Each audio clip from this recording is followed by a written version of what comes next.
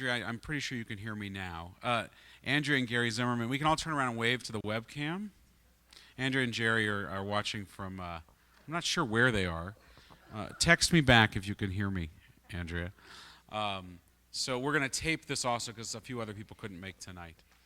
So let's take a moment to introduce ourselves and introduce each other, and also so that our speaker Marketa can get to know who our group is. So if we could, as you introduce yourself, if you could also share just briefly, and I really mean briefly, why was it important for you to go on this trip? What is this? What is this speaking to you? How is this answering a yearning that you had? So who wants to start? Tony? Here, Tony. Yes, we can. Okay, I'm Tony Kennedy, and about a year and a half ago, you mentioned about doing this, and as soon as I heard it, I just went, I've got to go. And Gisa was sitting beside me, and I said, we have to go. Why? I don't know. I had to go. Hi, my name is Gisa. We don't really need last names, do we? Okay, Laszlo. We can do a hi, Gisa. Yeah, I know. So, yes, I'm married. My husband, Michael, has Parkinson's, so he cannot make this journey. And Tony and I have traveled to China with a tour group, and we roomed well, so she was sitting next to me, and we were like, oh, and it's such an important thing, and I have never been to that part of the world, and so it just felt so exotic and so important as a Jew, and that's the point to me, is the 800 years to look at, our people. So. Hi, I'm Libby Gozer. My father was born in Russia, raised in Poland. He was a Holocaust survivor, and I think that's all I have to say, really, about wanting to go. I'm Doug Adams, husband of Libby. And what she forgot to mention is that her father hid out in the woods as one of the partisans for much of the war. But I've been very interested. I've heard the stories from her extended family, and very interested in the trip, and very looking forward to going. My name is Jean Angus. I came to the faith as an adult, but I remember growing up, and every Friday night my mother made this incredible dinner with the roast chicken and the bread and the candles and the everything. And when I came here, I thought, it's Friday night Shabbat dinner. So I asked my mom, do you realize that's what it is? No. Why are you doing it? My mother did it. So they're from the Ukraine, so I figure a few generations back, they probably were Jewish, and the decision to be outwardly something else to stay alive took over. But that was probably one of the remnants that traveled down, and she didn't even know it. And for me, it's important to say, you didn't get all of us. I'm Tobin Robbins, and for me, I was born 3 years after the end of the war, and in my childhood, going to Hebrew school in Calgary, there was always talk of the Holocaust, and we had children that came from families who were survivors that were my classmates, and I just feel once in my life I feel I need to go to Auschwitz. I'm Sandra Brody, Tobin Robbins' wife, and we were also sitting in shul at the same time when the announcement came, and we both, though we aren't tour people, thought it would be a great trip to go on. And so we're looking forward to it. Hi, I'm Joyce Silverman. Well, I have a few reasons why I'm interested.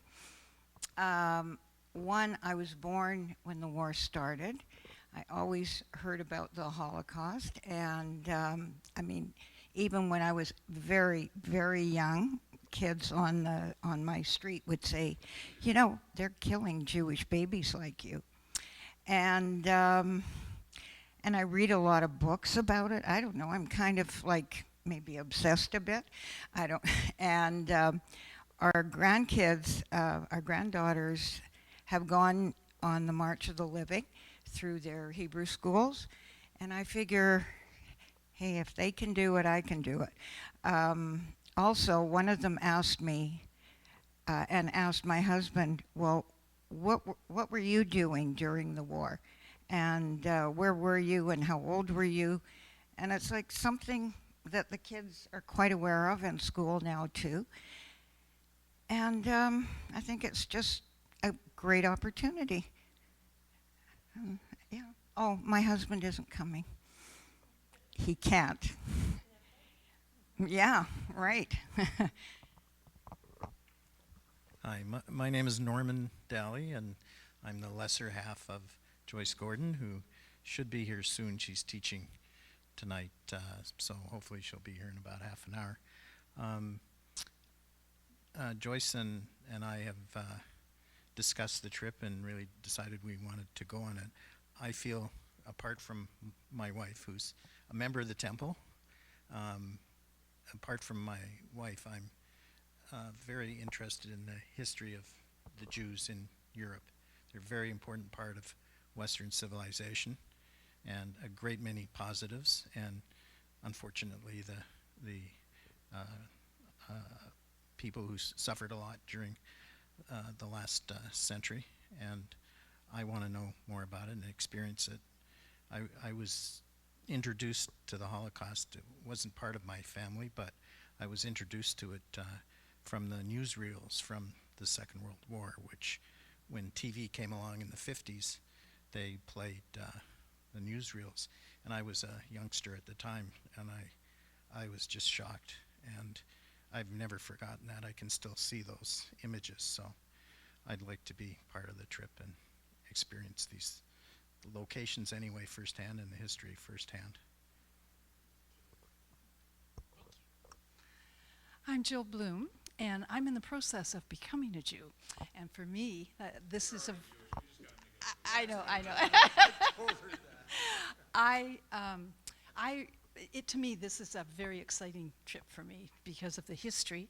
And I lived in Germany, and at a very young age, at around 10, I actually visited Dachau, and it had a profound effect on me. And so for me, I never had the opportunity to go further into Europe, and so for me, this is going to be very, very interesting. Just the knowledge base for me is just going to be insatiable. So, oh, I forgot you. Yeah, what? I'm not sure he's going. So what else is new? All right, no, just kidding.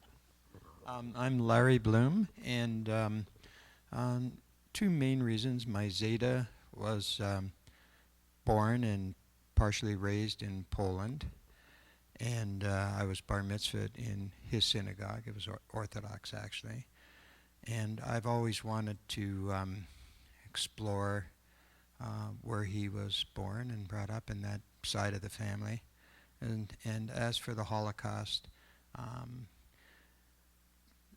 I owe it. I feel I owe it to the 6 million who died to go. That's just basically it. I'm Carol Brody, and I don't know what to say. I went to the one in Israel, and I was very moved by that one. So, and my son even wants to go, but he's busy, of course.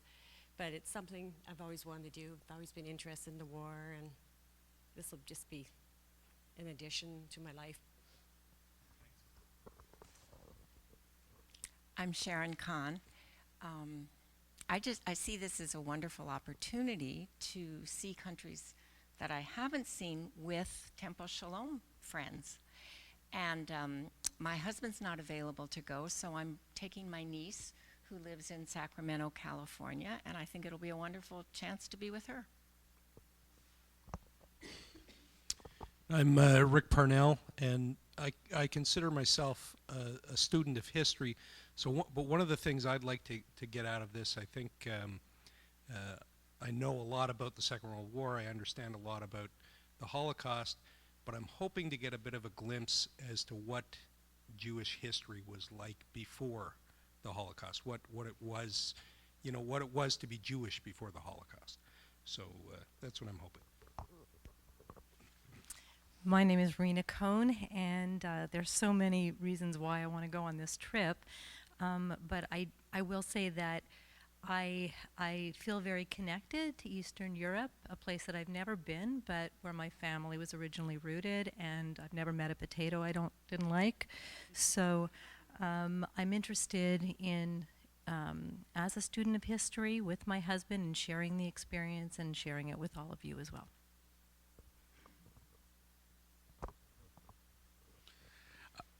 Everybody do you want to talk, honey? Hi. I honestly, this is unbelievable. It was, can everybody see my pants? From here down, I was wearing a different jacket, totally soaked, and they didn't even call the game. And everybody is standing in the rain. And I was just out of hockey season, and I was thinking, oh, I'm so looking forward to baseball season, and now I'm wishing I was back in the rink, because it's something you have your expectations set. Okay. Thank you. I am going on this trip. I'm looking forward to traveling with my husband. And we'll just go to the camps. So when I was very young, I had a neighbor named Johnny Green, and he was a survivor at Auschwitz. And I was 8 years old when I moved next door to him, and he and I had a really special connection. He would tell me all the stories of how he escaped 2 weeks before the liberation and what it was like. He was there from when he was 13 to 18. And he was the only one to survive in his family, and he didn't share any of his stories with any of his kids. He only shared it with me. So I was like this surrogate grandchild. And he showed me pictures of when he returned 2 weeks after they were liberated. They all came in their, not 2 weeks, but after a month after they were liberated. The Jewish survivors, they were all the same age. There were no old people and there were no young people. They were all like between 18 and 24. And they marched into this town right near Auschwitz in their stripes. And as a memorial, they dug graves, or I don't know what they were doing, but he showed me all these pictures when I was quite young, and maybe too young, but I just ate it up, and we were close for years and years and years. I was the representative when I lived in San Francisco in my 20s of the Holocaust Center, and have always just, Dad and I, when I was the night before I delivered Judah, Dan said, we'll do anything you want to do. I want to go to a Holocaust movie. And my water broke during a Holocaust movie, and I'm hustling down the aisle, and everybody was over, 70, and they all knew what I was doing. I was like waving to him, and then because I was completely soaked. It was hilarious. And Dan afterwards, because I said, oh, we missed the end, and Dan said, oh, we know how it ends. Anyway, so I can joke about it in so many ways, because it's so embedded in me, this strong, strong connection. And Johnny died 6 months ago. I know, and I eulogized him, which was wonderful. And I was able, it was incredible to tell so many people all these stories that none of them had ever heard. His whole family and all of his friends, and it was incredible. And I guess the only reason I've never gone is because I haven't had the opportunity, and so now I do, and I can't wait.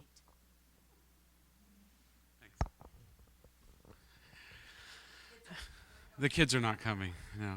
So, very briefly, I visited Poland for the first time when I was 18 on the March of the Living. I was international president of AZA, and I led the first VBYO delegation on what was the second March of the Living, but the first one that was sort of full throttle. They did a sort of a test run of about 200 people, but this was the first 5,000 expedition, I guess you could say. And it was a transformative experience for me. And I'll tell you just briefly that the moment that I remember most clearly was we did a memorial service at Birkenwald, which is next to Auschwitz. We'll walk to it or from it.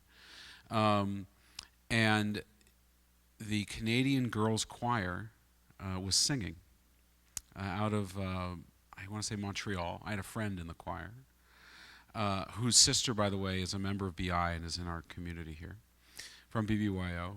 And it's a perfectly clear, cloudless day. And this is on tape, by the way, and it starts to rain. There's not a cloud in the sky, and it's raining. Well, they're singing Eli, Eli. I pray that these things never end, the sand and the sea, the Hannah Senich poem. And it starts to rain, and it was a God moment for me.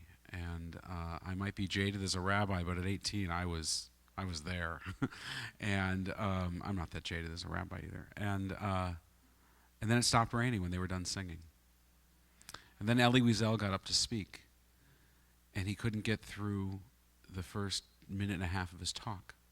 He was remembering, he started to talk, and he said there was a young girl, and then it just trailed off, and he had to walk away from the microphone. And I want to go back. I want to see it now as an adult. I want to see it with you. This is a very different trip for me than going to Israel. I've lived in Israel. I go to Israel all the time. When I go to Israel, I go as your guide, along with a guide. To this trip, I really go as a participant with you. And to the extent that I can translate this through a spiritual lens, I will do my best. But I'm along for this journey with you. And so in order for us to experience and understand the journey, I wanted us to have these 3 evenings so that in each of the stops along the way, in each of the countries and the cities that we're visiting, we have a better sense so that we can really see it not through the eyes of tourists, but through the eyes of educated and knowledgeable sociologists, historians, Jews who are seeking an understanding. And I'm so thankful to Chris Friedrichs, who connected me with Marketa, so that we could have her here tonight. And Marketa, I just have to thank you. This was, I know you're in the midst of getting ready to receive an award and traveling for the summer, and we juggled our schedule, and I assume you juggled yours too, to make this evening possible. And though we don't know each other, we've gotten to know each other a little bit through the emails, and Chris speaks so incredibly highly of you, and he's much beloved in this congregation, and so you're much beloved, and we haven't even heard a word yet. But we are so interested to learn from you, and to learn about the Czech Republic and your experiences and your scholarship on the subject. And so welcome tonight. We're so glad that you're here. Please, please.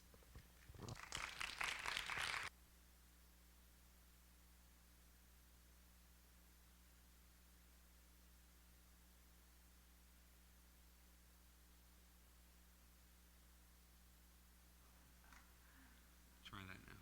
Yeah. Yes, okay. Okay. And if Now, you stand over here, the camera will get you. And oh, I Jerry see. and Oh, Andrew the camera as well. Ooh, ay. Wait a minute.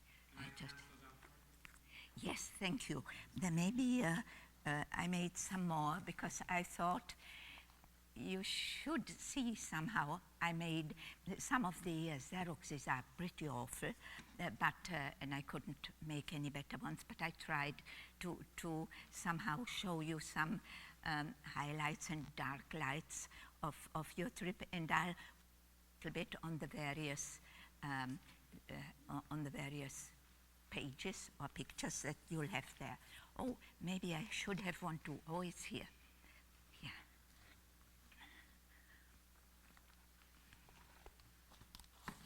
Right, thanks.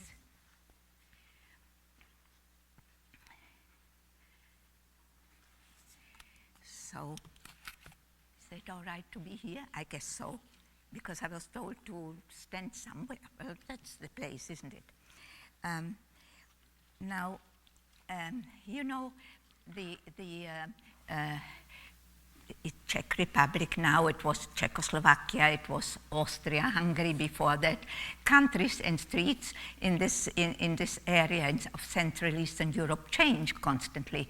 I myself have experienced that on the street where our house was, it was Masaryk Street because was the first president of Czechoslovakia, and then it became Goering Street because because the Nazis occupied. And then later on it became Stalin Street, the same street, you know, just changed, like masks, terrible masks, or somehow coming from above or from dark places, masks for the streets, although the people who lived there were the same people, they just saw the signs of their street changing. The world changed with it. Now, with the streets. Now, I just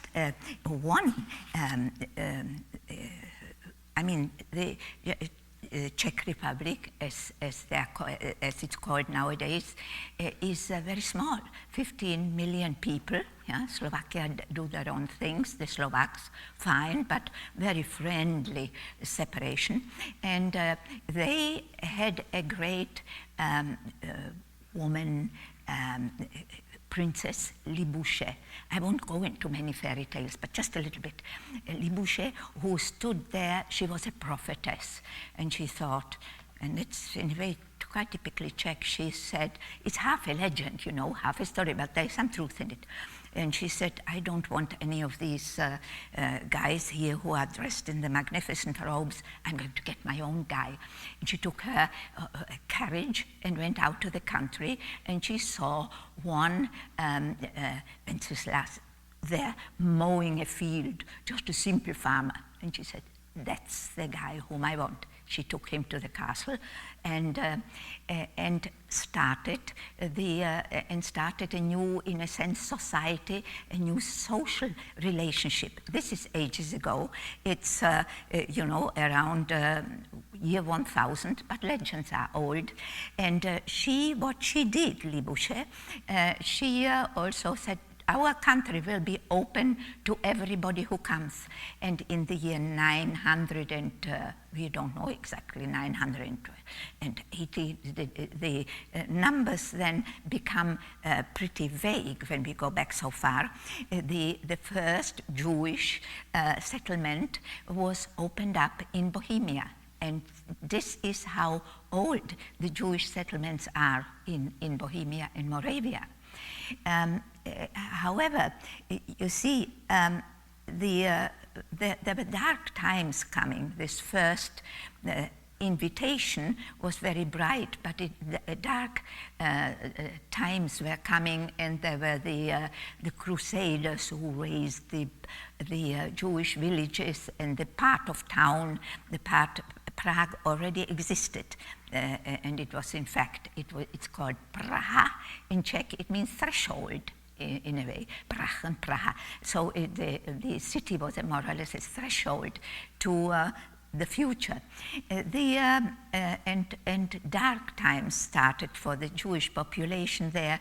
They had their own part, where you will see the Jewish part when you walk around of the city, particularly the cemetery. I say a few words about that afterwards, but you will experience the darkness and the closeness of the streets where the Jewish population lived for hundreds of years until Rudolf II, who was quite a strange man. He was also sort of semi-visionary, and he just helped the Jewish population to live a more normal life and to leave the closed area where they were, or I wouldn't say imprisoned, but they were not supposed to leave to leave it. And he opened the gates, so to say, metaphorically speaking, and he's always, you know, plays a very important part in Jewish consciousness.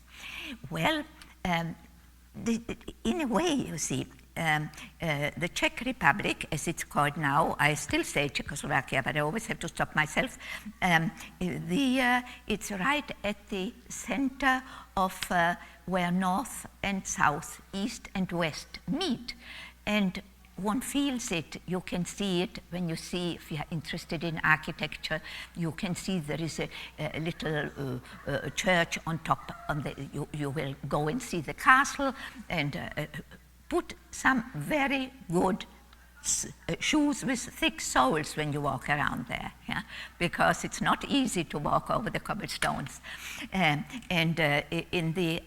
is an old church which was built in the year 1000. Yeah? So you can go through 1,000 years of architecture right in Prague that had somehow the luck of not being destroyed during the war. And now, if you take a look at I'm just sort of leaping about, you know, in what you will see. This is an old Jewish sign that somebody gave to me, and I somehow love it so much, so I put it on the cover. But then number 2, the second page, you will say, now what is this? We thought we are going to hear some histories about the population, and what is this? Did she get it the wrong way around? That it's is it a fashion show? What is it? Well, it is Europe in the 16th century. And you have here, if I may show, you can see Europe. Spain has the crown, is very big. Italy, one arm. It's, of course, a 16th century drawing, so it's not particularly precise. You can't use it as an auto atlas there. There's Italy, one arm. The other arm stretches up to Scandinavia. There's Denmark up there, and Norway, a little word there. Then there is the large eastern plains, Russia, all the small countries, Russia in her skirt, and on her skirt, but you have something in the middle, there is something round, and her magnificent what she has on, belt, has a jewel in it. And that jewel is Bohemia. So you can find this in various versions. And you can see that it already then played a very important role, that the artist who drew this in the 16th century decided that Bohemia was the jewel in the queen's belt. Now, the second one is I bring you the Hrachany, where you will be walking around. This is the ancient church, the 2 little innocuous white towers towards the right, 1,000 years old. Yeah?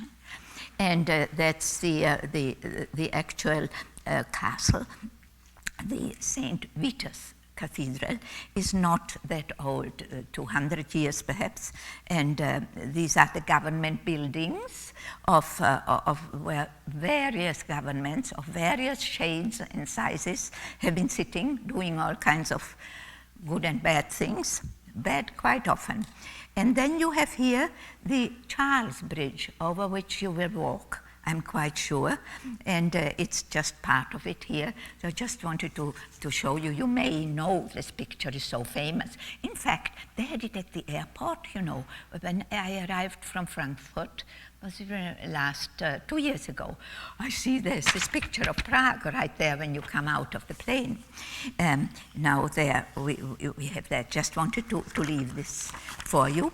And now if we delve into the past a bit, here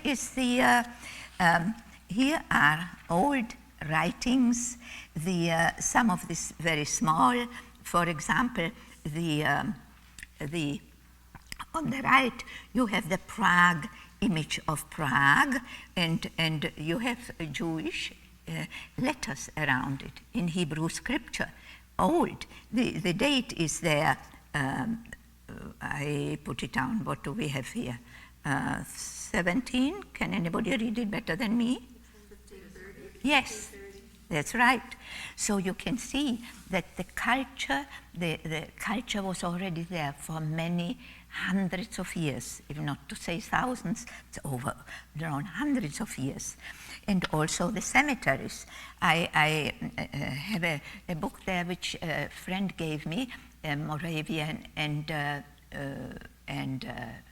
Czech Bohemian cemeteries, Jewish cemeteries, and it is amazing how many hundreds of them in this on this little space of, you travel, if you travel from south to north, it's 400, not even 400 kilometers. We can hardly get to Calgary. Yeah?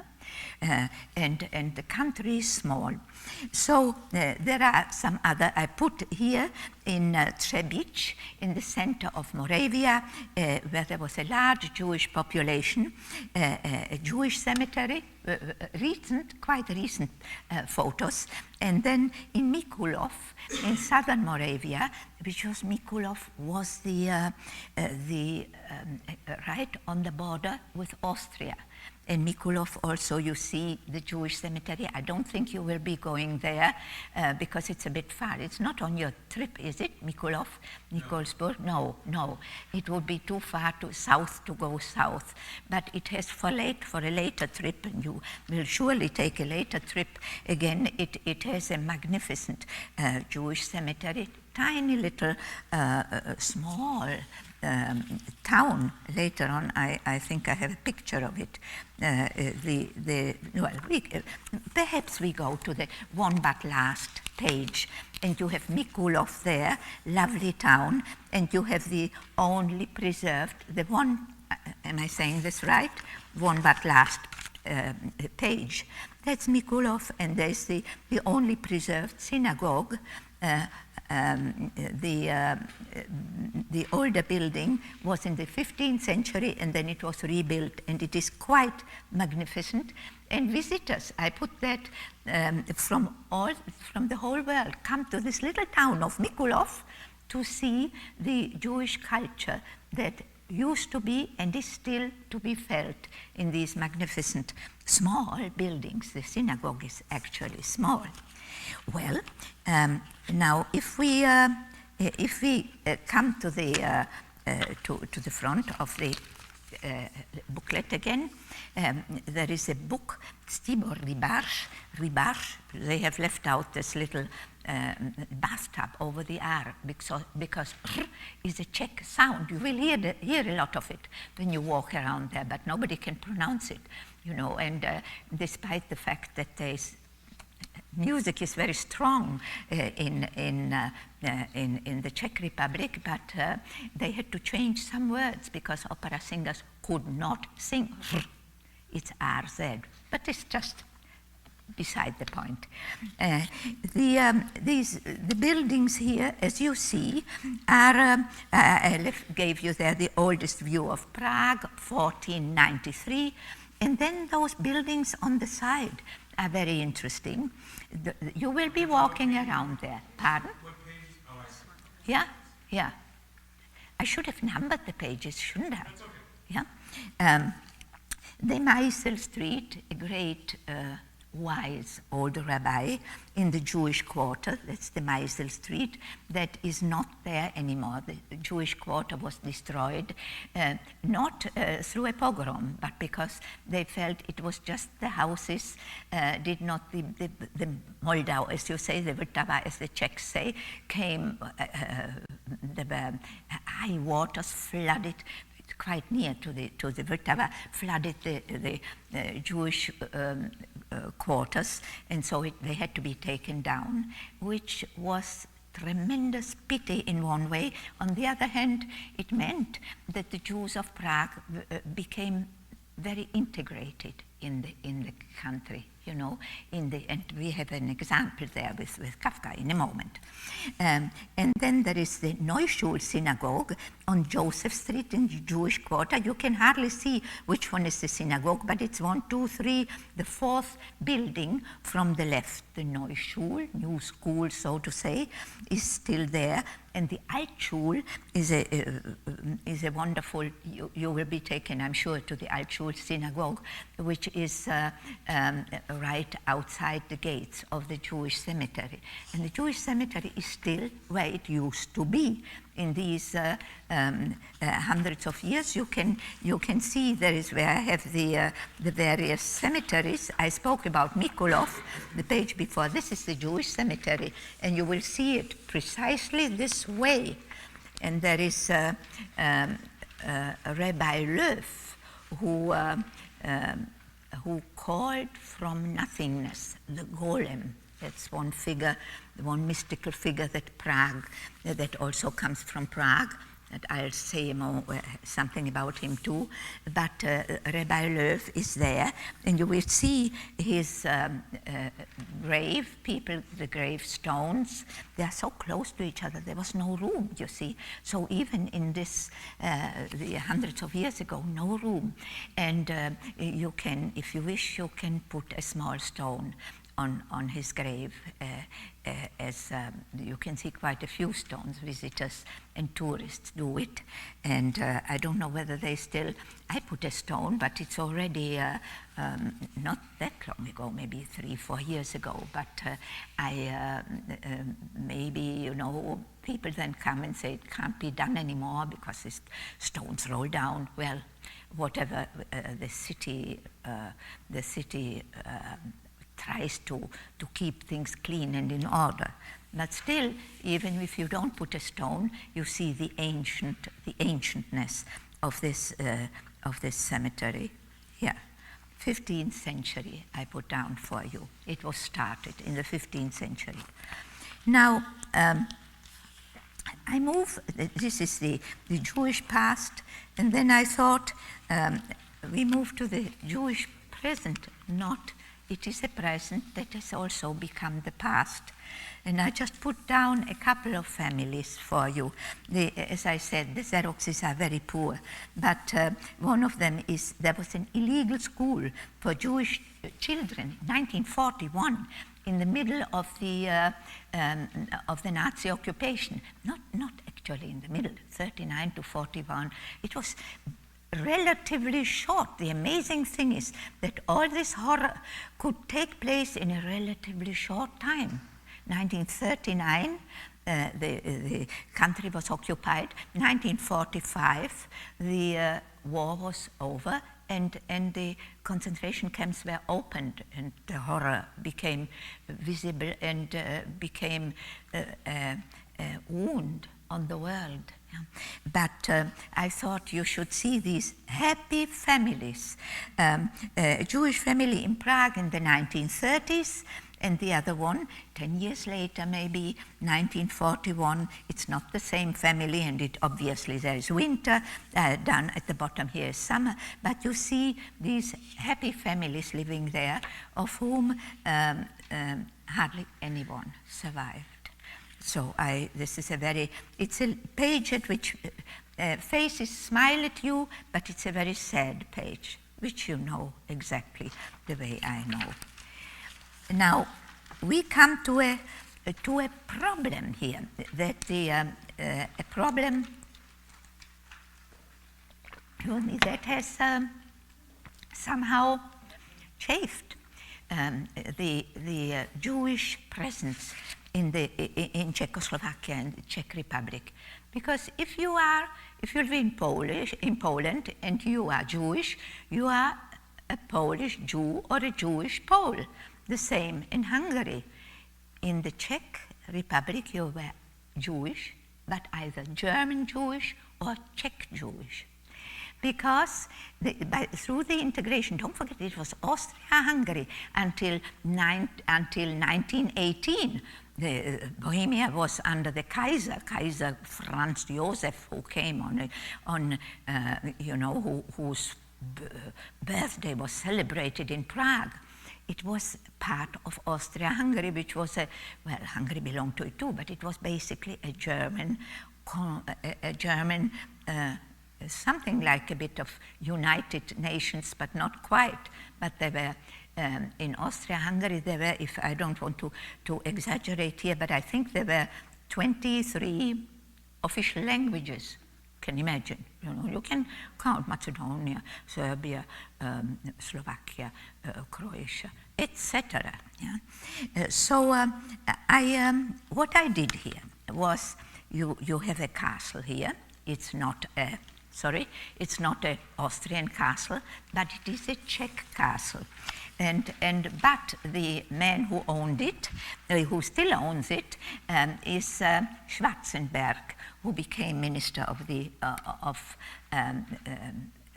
External Affairs under President Havel, about whom I'll say a word afterwards, and you will leave from the Havel airport, it's being called Havel Airport now. It was the first president after 1989, when Soviet communism collapsed. But what I did here was, I say Schwarzenberg Castle, a very Austrian name, Schwarzenberg, and the family was partly Austrian, partly Czech. Huge, wealthy family, had several castles. Doesn't really interest us, does it? Let the people build castles, we live our own lives with their lights and their shadows. But Schwarzenberg Castle in Germany, where the Samizdat texts were stored before being repatriated to the Czech homeland. And I put two writers there for you. One wrote in German, a German writer, Franz Werfel, and lived 1819 to 1945. And the other one was Ivan Klima, who is alive and going on writing in Prague. And I go and I visit him every time I'm there.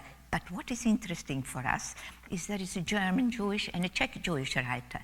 And that is what is so interesting and in a way problematic for the Jewish population, of whom very few are left in Prague and everywhere else, as we all know.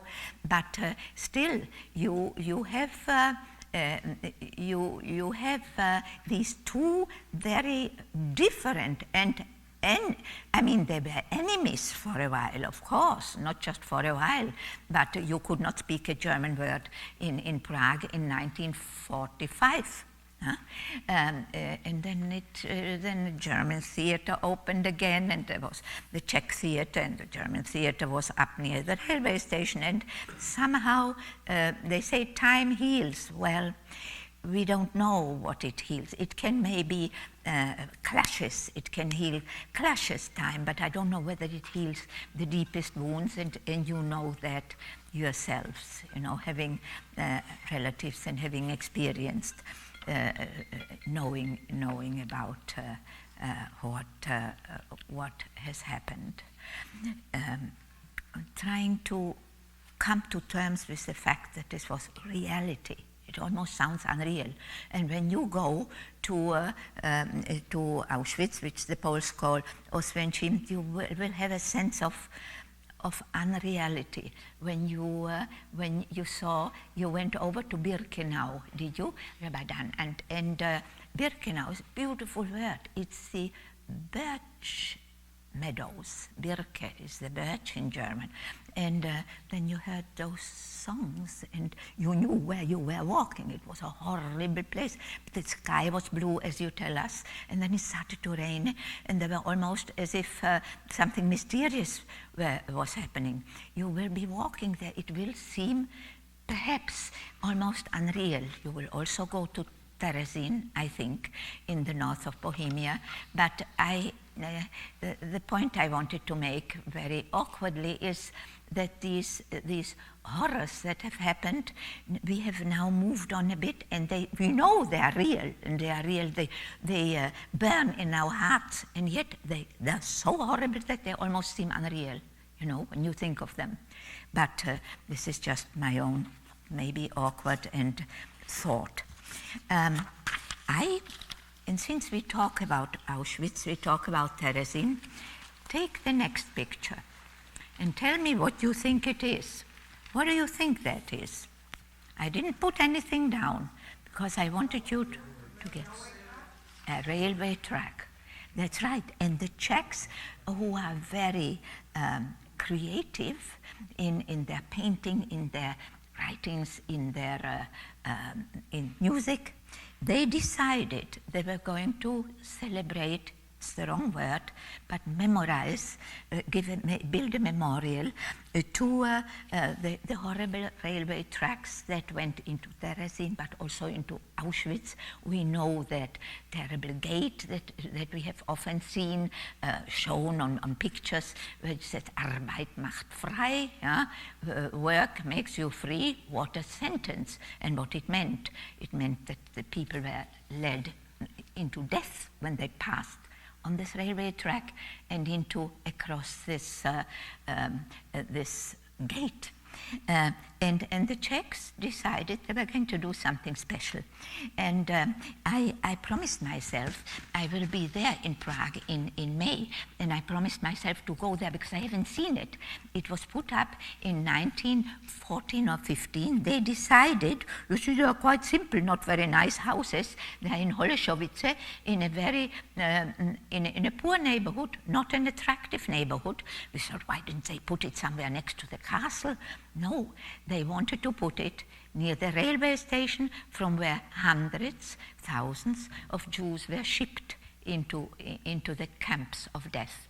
And that's where it is, by the Holešovice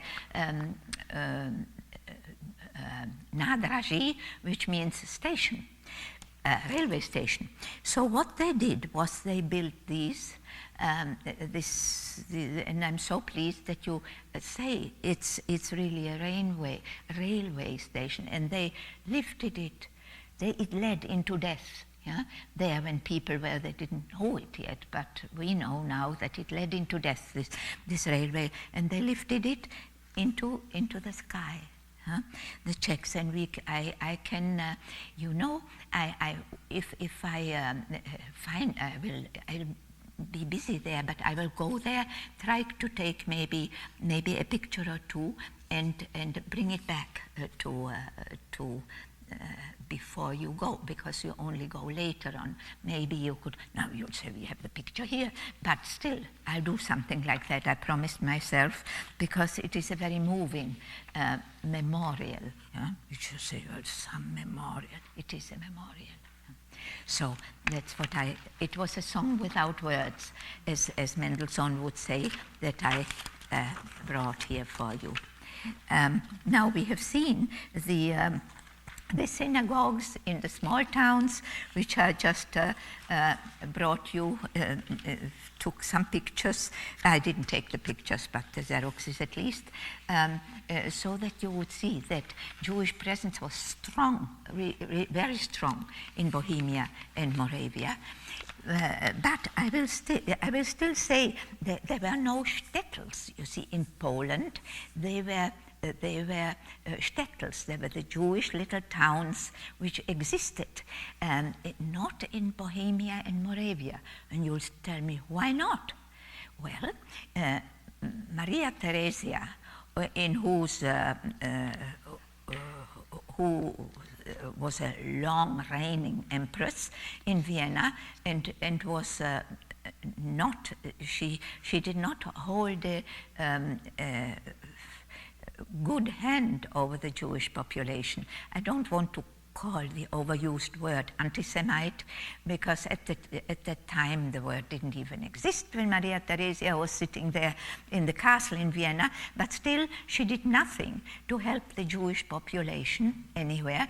On the contrary, she built herself, well, it was an old fortress, Theresienstadt, it's still called, in northern, you will go there. I think you go there, don't you? Yes. And it is lovely. There's a park now. There's a magnificent museum, and that's it. It was a fortress where Austrian soldiers were who fought for the queen, for the empress. And it was called Theresienstadt, and it still is Theresienstadt in German, and Terezin in Czech, and it became a concentration camp.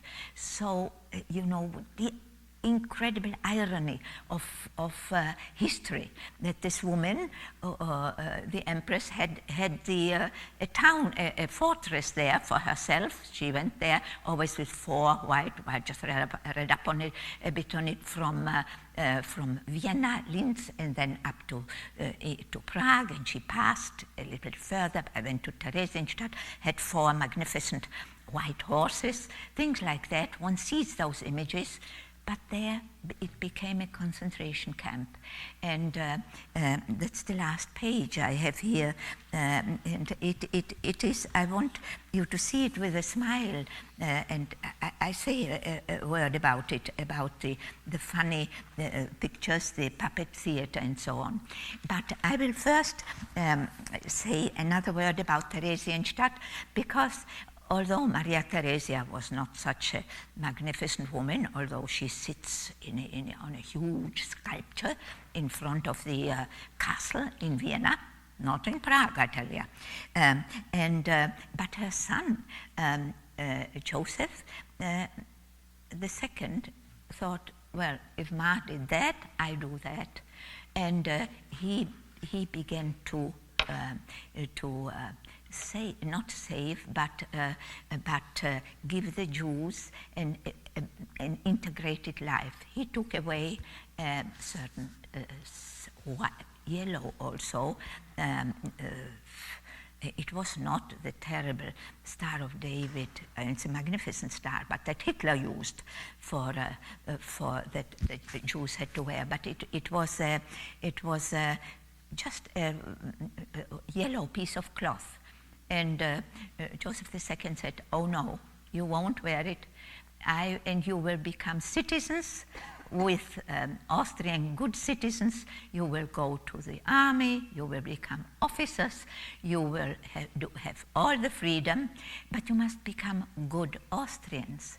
And that meant that you must speak good German, which they did.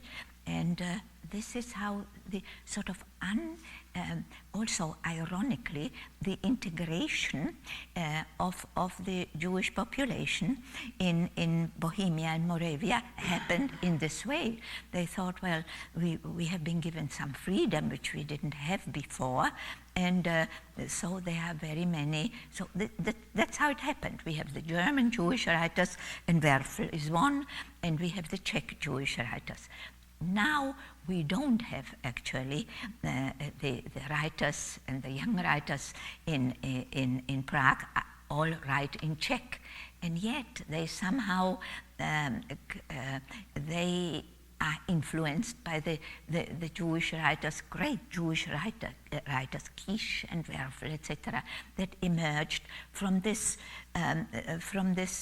society, which was from this mixed society. So it's that it was a problem. Whether it still is a problem, I don't think it is a problem anymore, because it belongs to the past. But we have the Czech writers and the Jewish writers in Bohemia. So and we know about them, and we celebrate and also know that the Jewish writers, the German Jewish writers, were great writers. So with the Czech Jewish writers, Klima Klima speaks German, but he is a Czech, and so this is really very very unique. Perhaps, I don't know whether it's unique. I'm not sure. You will hear something in Hungary. What is going on there with this? I don't know enough about it. But here, I just 2 words about Brundibar, about Theresienstadt. Get off the Theresin. I gave you a small write-up there. And Brundibar. What was Brundibar? A musical dedicated to all Jewish children who would never be allowed to grow up, and 3 of them are down at the bottom of the page.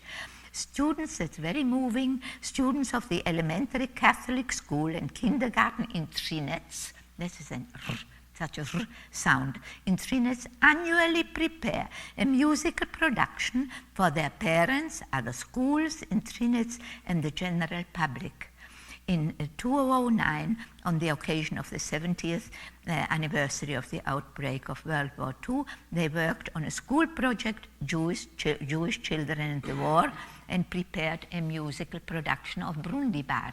So you see, they were creative in Terezin still, the children in Terezin. You have here the puppet theater. They made puppets, they had nothing, but they made puppets, and these are real puppets that were manufactured is the wrong word, but that were made in Terezin under the shadow of death. And the children were still children. And when you go in Terezin to the museum, and you go upstairs, you will see, and that's the most moving picture there, the drawings of the children, you know, in Terezin, those drawings. And you will see that it was upstairs. Sometimes they move things around, and but you just ask the very nice people who take you around, and you will have a guide, and you will look at these pictures of the children. So I thought we should finish with a smile with the puppet theater, but I left out one page, which is, sorry, because when I talked about German and Czech, 1, 2, 3, 1, 2. Can you see Kafka there somewhere? The families, the Jewish families in the 30s, and the page after that. If you have the families in the page after that, I hope I didn't leave it out. Yeah, it's there, yeah.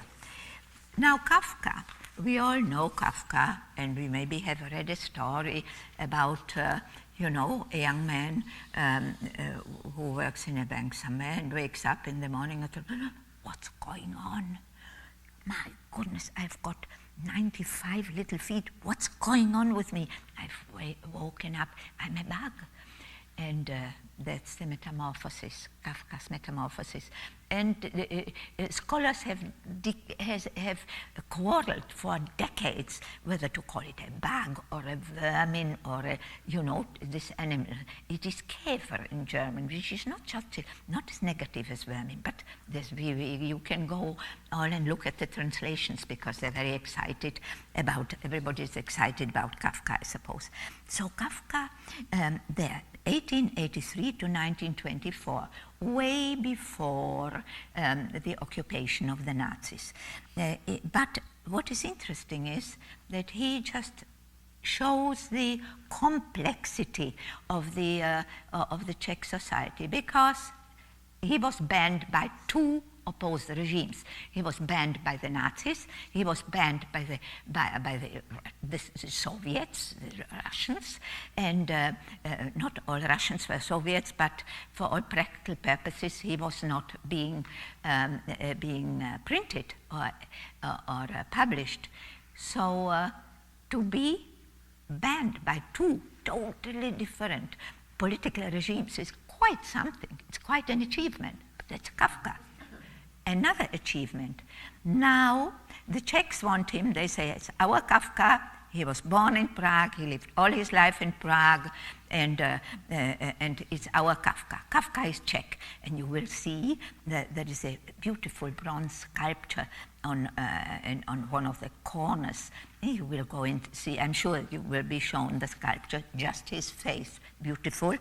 Not beautiful, but haunting. So there's Kafka. Now, the Germans say, oh, no. Kafka is our writer, because he's one of the great writers of the world. He wrote in German, so he's our writer. And the Jewish populations, they say, what do you mean? German, Czech, nothing of the kind. He was Jewish. So within himself, he shows the complexity of this, not just nation, but the complexity of the Prague atmosphere. you might say. So there's Kafka. Now the Czechs say, hey, we are going to make he's ours, we are going to make a stamp. And they have a stamp. It's big here, but it's a real stamp, you know. And as you see on the bottom, there is they made the point, the Czechs there with the stamp. Now it's a bit of a caricature, but there is the cemetery, the stones of the cemetery at the bottom, and at the top there is the castle, and then Československo. It was done before the Czech Republic, before the Slovaks said bye-bye, babies, we are going. UNESCO was okayed the stamp, the commissioner for this, I don't know how this is being done, but it's a stamp, and you see they 2 crowns only, which is kače, as is a Czech crown, you can see that they were trying to get it all into one small stamp. There's Kafka, the Jewish cemetery, the castle up on top, which is Czech. Get it all into one stamp. So I just thought it may be a time you won't find this stamp. I think if you find a stamp, it must cost enormous amount of money now. If it's still, I'm sure that stamp collectors have it somewhere and do things and trade with it. Now, you say, why are you putting Good Soldier Schweik there? Well, they are the 2 figures that are known in the world. Kafka and the Good Soldier Schweik, and you could not have 2 more different figures in the as icons, if I use an overused word, of the Czech Republic. I give you the Schweik because the soldier Schweik, because people say, yeah, sure, I know the Good Soldier Schweik, but few will say, oh, wait a minute, who was the author? Yeah, I don't know who was the author. The author was Jaroslav Hašek, who wrote the Good Soldier Schweik every week for the newspaper, and he was always late because he liked to have a drink here and there, not only here and there. So I thought you can see him here. So these 2 very different figures that are known by the world, I think. And the third figure is a historical figure, is Rabbi Löw and his golem. And this is maybe I don't want to exaggerate, but I think that perhaps close to 20 stories, plays, poems have been written about the golem. And Rabbi Löw, who lived in the 16th century and was in very good terms also with Rudolf II, who opened the as I said a while ago, who opened the Jewish part of the city. He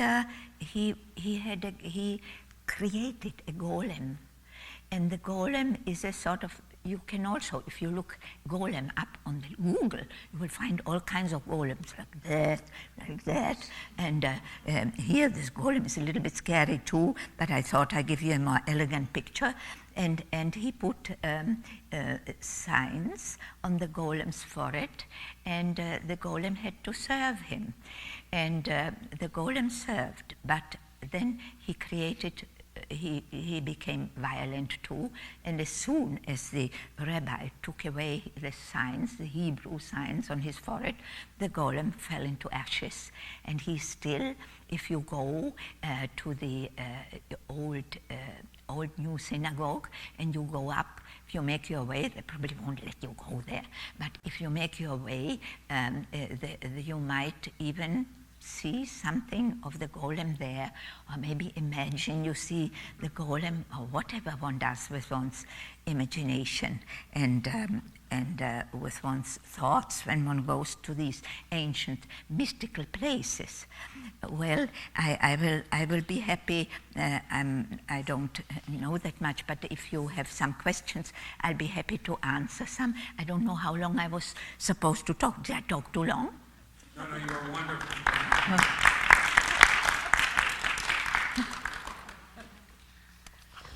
Marketa, thank you so much. Thank you. It's a lot to process and to digest, and this is one of the reasons why we have to go there, because you can't get it all from handouts and from a wonderful scholar. You have to see it.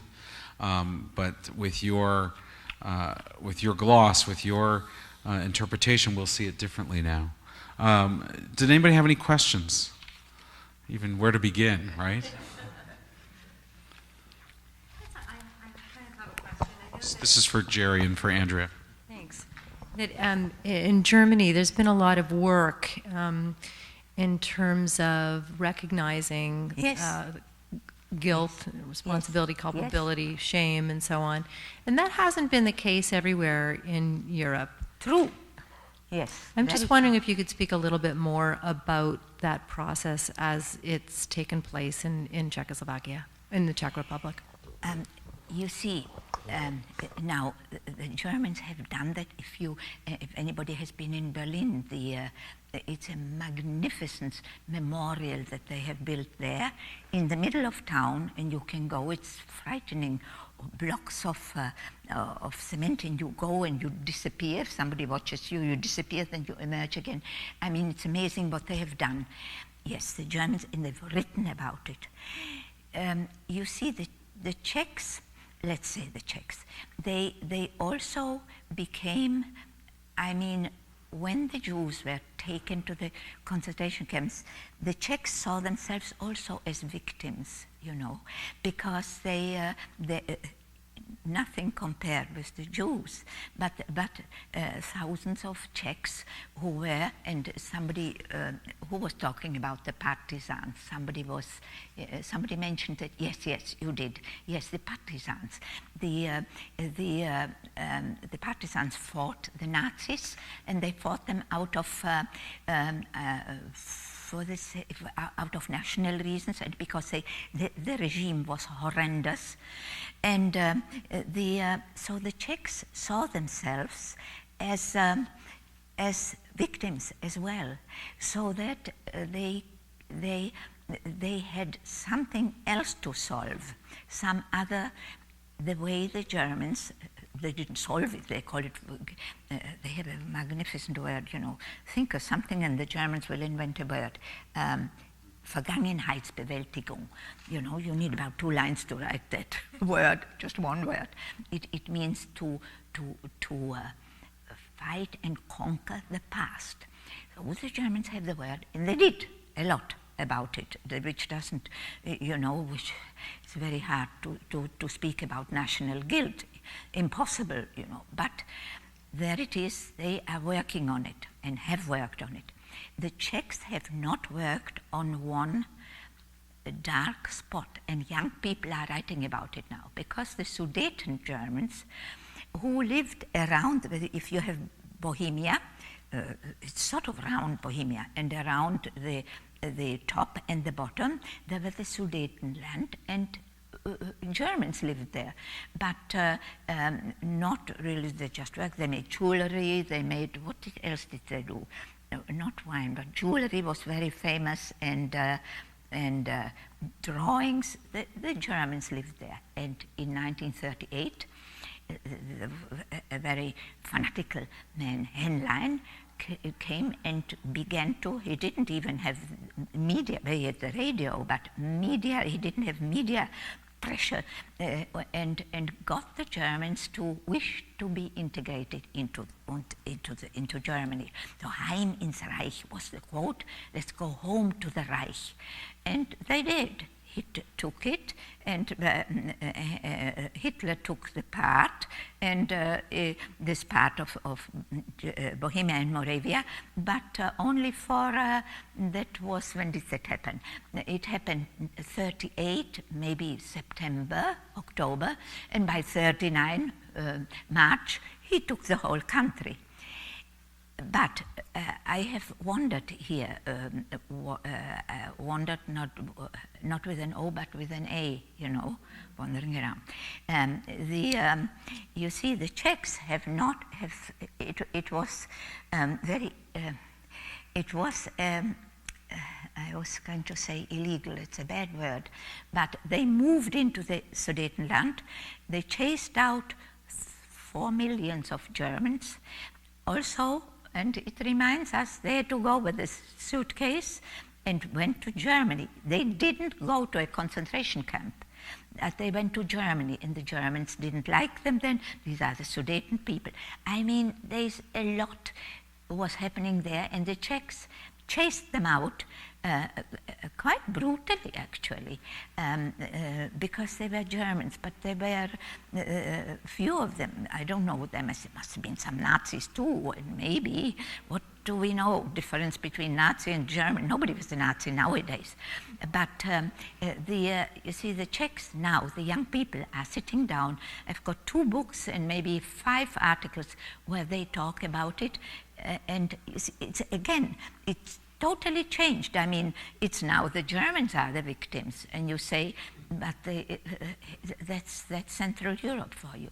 So your question was excellent, actually, but it is very difficult to answer. One can't answer it. One can only search for what is being done with the past, what nations do with the past. Was there another question? I thought I saw another hand. Tobin? And then we'll wrap it up. I wanted to ask actually a follow-up to Rena's question. We know in Poland that there is a significant debate today now, considering the number of Jews that were slaughtered in that period. Their official Poland sees itself as victims. Yes. But that debate is quite significant in terms, and it's complicated. And there were significantly more Jews that went to the concentration camps and were killed than in the Czech Republic. To what extent is there a debate within the Czech Republic today that would be significant in terms of the extent to which there were Czechs who collaborated with the Nazis as against those who see themselves as victims? Very few, and I don't speak as, you know, I don't speak that I wanted to somehow defend the Czechs. I have just told that they are not what they did in 1945.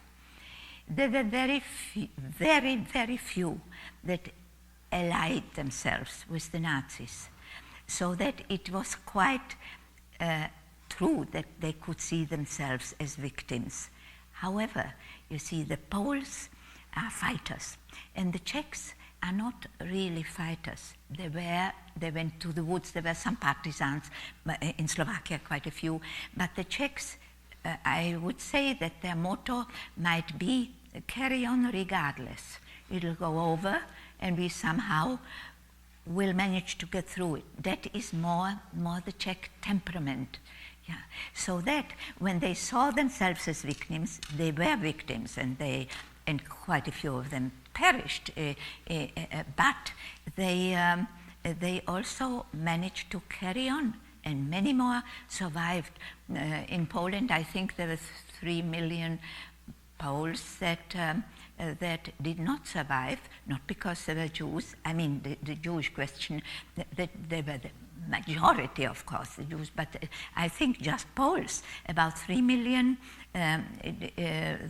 because they fought. They were shot as Poles, not as whatever.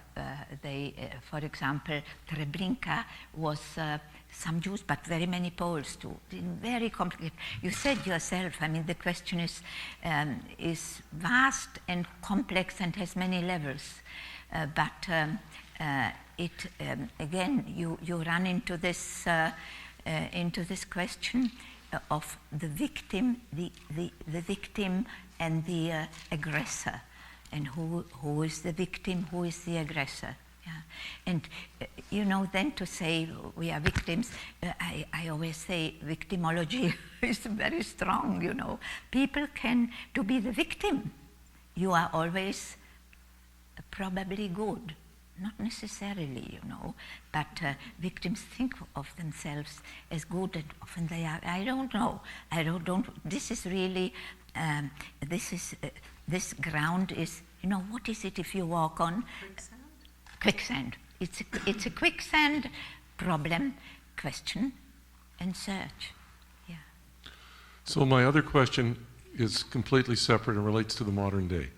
I believe we have one evening in Prague that's a free evening. Yes. Now, my wife and I were in Prague 2 years ago in the summer, and we noticed that there were numbers of cultural events, but designed for tourists, where there'd be a musical evening in a historic place. But if we wanted not to go to, quote, a tourist cultural event, but an event that Czechs would go to in the summer in Prague, is there something you could recommend for us? Yes. Well, I could recommend theater, but they are Czech theaters, so the Czechs, there are 35 theaters running every day in Prague, and the Czechs go, and they come with their briefcase or their shopping bag after work, and they go to the theater. That's a very good question. Let me think where you would go. To concerts? Art galleries are not so much for the tourists. So you could go to the Mucha, Mucha, the artist that's up near the castle, the Mucha Museum. That's not only for the particularly for the tourists, because the Czechs love their Mucha. Mucha, poor guy, and he went, magnificent painter, went to Paris and starved there. And then Sarah Bernhardt, the great actress, was always taking, everybody took pictures, said, I don't like them. And then said, why don't you take this poor man? Mucha, I saw one of his drawings. Let him paint me. Well, he's painted then. He became her painter of Sarah Bernhardt. So the Mucha Museum uses Sarah Bernhardt from the front, from the back, from the top, from the but no really news. I have to disappoint the gentleman. It's just with many clothes on. Where else could you go? To go to look for. Yeah, go to music, do music, and music is usually if they do it, for example, in the churches, in the huge churches, they have music for the tourists. You have to pay. I think that's terrible, but you have to pay to go in and hear the music. Well, so it's become a concert hall in a way. So you could, I'll think about that. And but this question has somehow not been brought to me, and I think it's a very good question. Don't go to for example, the Black Theatre. There the tourists go because it's theater without words, and you can see it's dark there, and they come, and then all of a sudden a broomstick comes walking in here. It's just a black-dressed actor and has a broom, and this broom becomes alive. It's very well done, but that's where the tourists go. Which doesn't mean that you shouldn't go there, because it's a lot of fun. But I think you could go to the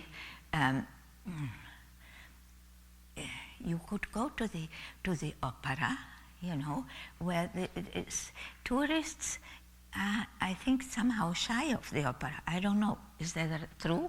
I don't know. Are tourists shy of opera? Some people are shy of opera, period. but I don't. Yeah, the opera, there are 2 operas running, but I will think about it, and I will communicate it to Rabbi Dan, maybe, yeah, because it's not easy. Ask some Czechs, also, if you have some Czech friends, look in the paper. Yes. Could we just know what the award is? Oh, yes, sorry, yes. Marketa, we want to know the award that you're receiving. Well, I'm not an award person at all, but when they phoned me and told me, I said, this is a mistake, it's not me. You go and you got the name mixed up. But anyway, there was a man, a publisher in London, who published all through the war, index on censorship. And it was not just the Czechs, he was Czech himself, Czech Jewish actually. And he published this very valuable journal, the Index on Censorship. And so censorship all over the world. And he ran this right through the war. It still exists now, but it has become very flashy with all kinds of, I don't think it's as good as it was. That's not just sour grapes. I really think it's not as good as it was. But his son, his name was George Tyner, and his son, Pavel Tyner, in memory of his father, he has, what do you do if you do an award? You create? Yeah? It's created an award in Prague, and he himself gives whatever you get it, paper or so, and it's been running for 5 years. He does it every year, and so I'm this year. And before that there was Paul Wilson, you know, who writes a lot for the New York Review of Books and has reviewed Havel, has translated all of Havel, you know, Václav Havel, the great. He wouldn't like me to say that. Prisoner, president, and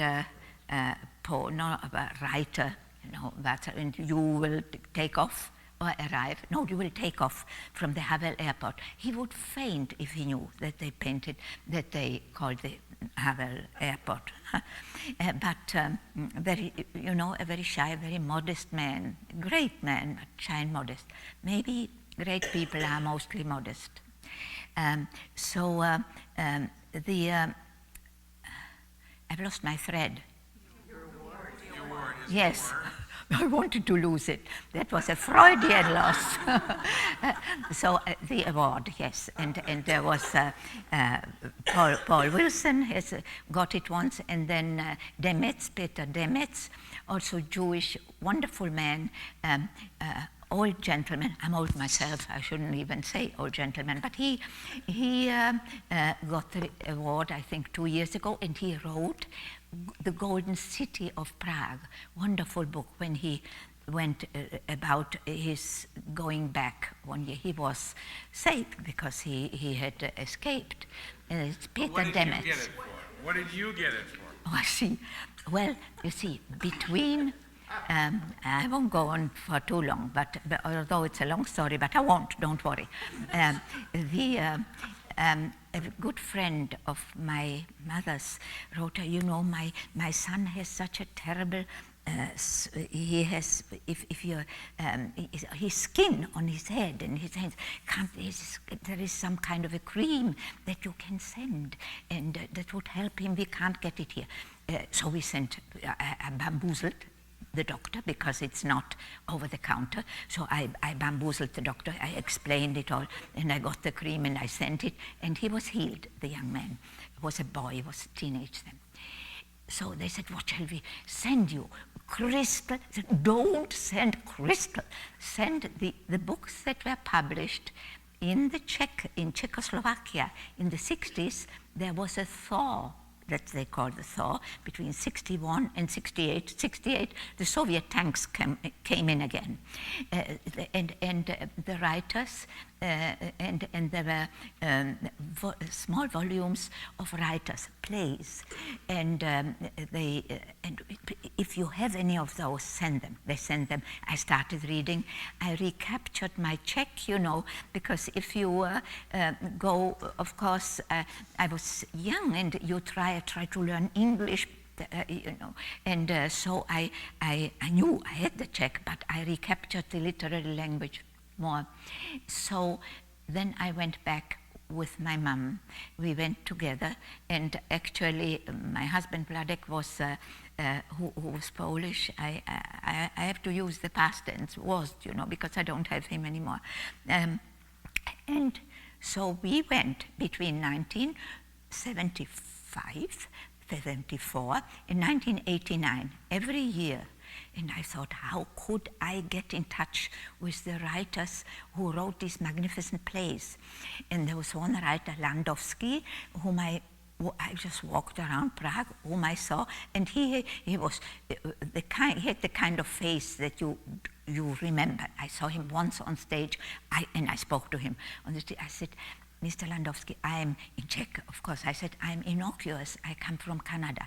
I don't mean any trouble, but could you help me to meet? And that's how it started.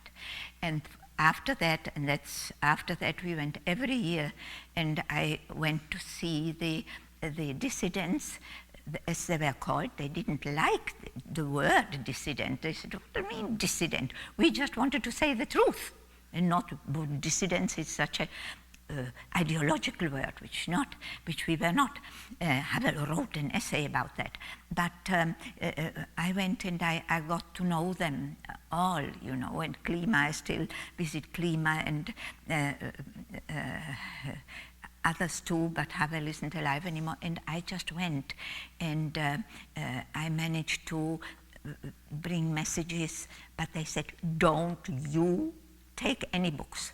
Because if they went through, we always rented a little car, 2 women, not very young, not almost old, just looking at going to visit some aunt that didn't exist. And so they went very carefully through the car. And I always had fashion magazines, and moda. So sure, more women always think of moda. Anyway, we managed. There were some dicey moments in all these 15 years, but I just managed a little bit, and then I wrote a little bit when I came here about them, and so they decided to give me this award, which I don't really deserve. Well, we want to say thank you.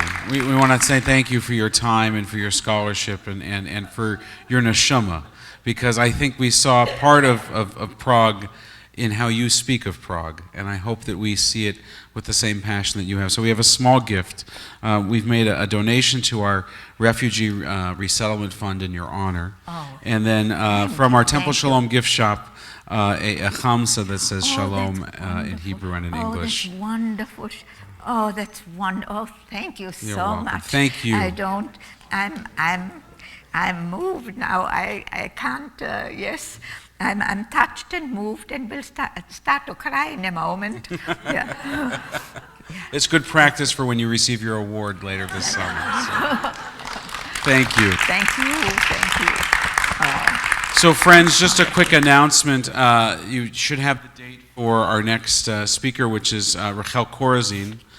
She's actually speaking twice. She's going to be speaking on the Sunday evening for the entire community on the Shoah, and particularly on the Eichmann trial. It should be a very interesting lecture. And then she's going to be speaking just to us, although others are welcome to come, about Budapest, where her family is from. She's a phenomenal educator. Rick and Rena saw her when we were on our Israel trip. She's unbelievable. We've arranged for her actually to speak and lecture at King David High School as well while she's here, so the students can enjoy that. So that's our next session. Then we have the rescheduled date for Anya, which was the following week in June. I forget the exact date. And then we're off on our trip. So we'll have a few more details in one of those sessions, I'm sure. Thank you for coming tonight. And Marketa, thank you again. Thank you. I thank you. I think a wonderful audience, yes. I thank you, and I thank you. Thank you so much. Thank you. Let me take this from you. Yes. You were wonderful.